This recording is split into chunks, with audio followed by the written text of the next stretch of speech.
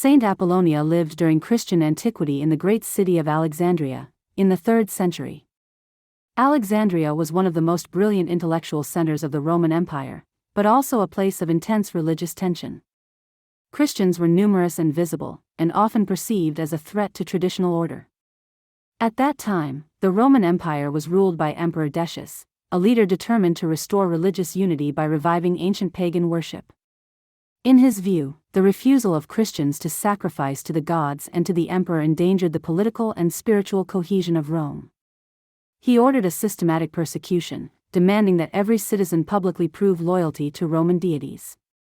Apollonia was a consecrated Christian woman, known for her deep faith and quiet commitment within the community.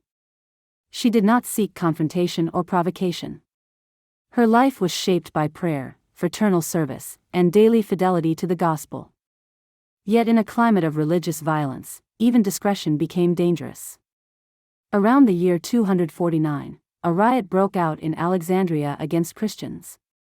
Persecution did not come only from authorities, but also from hostile crowds encouraged by the imperial climate.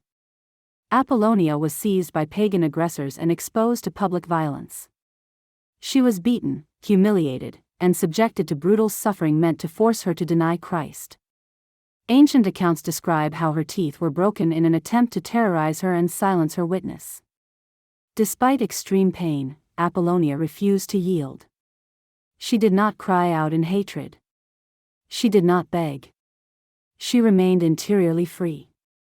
Her persecutors then built a fire and threatened to burn her alive if she refused to offer sacrifice to pagan gods. Apollonia asked for a brief moment. Many believed she would surrender. Instead, in an act of radical faith, she freely offered herself to God and stepped forward into the flames.